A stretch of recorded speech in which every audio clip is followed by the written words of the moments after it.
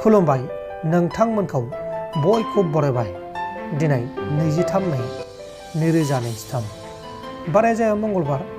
फैदो दिननि खौरांफोरखौ बेखेवनोसै। मोनसे गिख्रंथाव लामानि जाब्रबथाय जादों। बे गिख्रंथाव लामानि जाब्रबथायाव सासे बर' सुबुङा जायगायावनो जिउ गोमादों।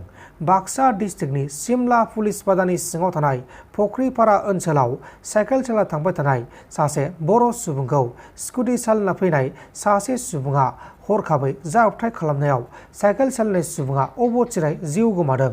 थैनाय सुबुंनि मुङा जाबाय मन्दिर बसुमतारी, खामार दैसा ओनसोलनि थागिबि। मन्दिर बसुमतारीखौ फाहामसालियाव लांनाय जादोंब्लाबो लामा ससेयावनो जिउ गोमादों। मख'नो गोनांदि मन्दिर बसुमतारी बिथाङा मैया सिमला बाजाराव बाजार खालामखांनानै न' फारसे थांबाय थानाय समावनो बे जाथाया लामा ससेयाव जादों। बर'न बर' बिथाङा देहानि जेंनाजों जुजिनांगौ जादों।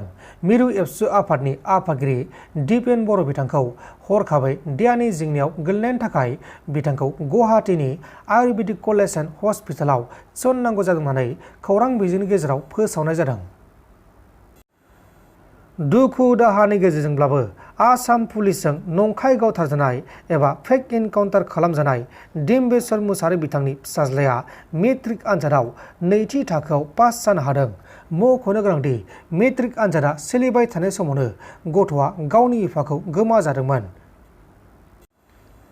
क'क्राझारनि सासे सिख्लाया गुवाहाटी नोगोरमायाव थैफैदों।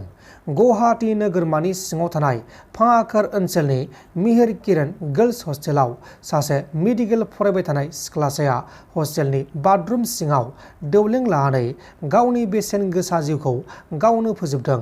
थैनाय सिख्लानि मुङा जाबाय तासमिना आहमेद, क'क्राझारनि थागिबि। नाथाय तासमिना आहमेदा सोरनि थाखाय मानि जाहोनाव गावनि जिउखौ गावनो फोजोबखो बेखौ दासिमाव गुमुर मोनथ'नाय जायाखै। दा बे जाथायनि सायाव नायबिजिरनाया सोलिगासिनो दङ। प्रमद बर' बिथांनि नाजानायाव चिरां जिल्लाया बे बाराव गिबि सिरियाव थानो हादों। बिटिआर सोरखारनि एबा प्रमद बर' बिथांनि सान-हर नाजानायाव सान-हर खामानि मावनायाव चिरां जिल्लाया गिबि सिरियाव थानो हादों। बे बाथ्राखौ बुंदों राजु नार्जारी बिथाङा बुंनाय बादिब्ला प्रमद बर'नि बिटिआर सोरखारनि गोख्रों नाजानायाव सान-हर खामानि मावबाय थानाय समाव खामानि मावनायावनो चिरां जिल्लायाव मेट्रिक आनजादनि फिथाइया गिबि सिरियाव थानो हादों होननानै बिथाङा बुंदों। जे जोंनि बड'लेण्ड ओनसोलनि मोनब्रै जिल्लानि गेजेराव जे चिरां डिस्ट्रिक्टआ चिरां जिल्लाया आसामनि गेजेरावनो मेट्रिक परिखानि रिजाल्टआव बयनिबो गाहायसिन रेंकिंआव थायोमोन।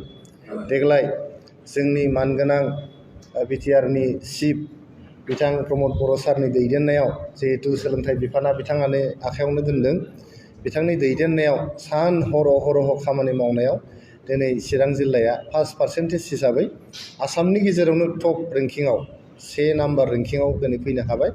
बेनि थाखायनो गिबियाव गासैबो फरायसाफोरनो उथ्रिसारनो हानाय फरायसाफोरनो जोंनि इउपिपिएल हानजानिफ्राय गोसो गोरबोनि हामलायनाय जासिहरनायजों लोगोसे बिथांमोननि गोजों इयुन हास्थायनानै आफा इसोर आनान गसाइनाव आर'ज गाबहरनाय थाबाय। आरो दिनैनि बे जोंनि रंजाथाव मोनसे दिनाव जोंनि बिटिआरनि जे चिफ सार प्रमद बर' बिथांनो जोङो जोबोद साबायखर बावहरदों। बिथांनो गोसो गोरबोनि जोङो हामलायनाय जासिहरदों। बिथांनि दैदेननायावनो दिनै जोंनि बड'लेण्ड ओनसोलनि जे मेट्रिक आनजादनि जे रिजाल्ट बेयो जे बेबायदि दावखोनो हादों, जोंनि फरायसाफ्रा बेबायदि मोजां मोनसे पारफरमेन्स होनो हादों। दिनै बिथांनि दैदेननायाव गोजोन मोनसे थासारि फैदों। नोंथांमोन दिननि खौरांफोरा बेखिनिल'मोन। बेखिनिसिम नायनायनि थाखाय नोंथांमोननिसिम रोजा रोजा साबायखर। गोजोन्थों। एसेनोसै। जय बर' हारिनि।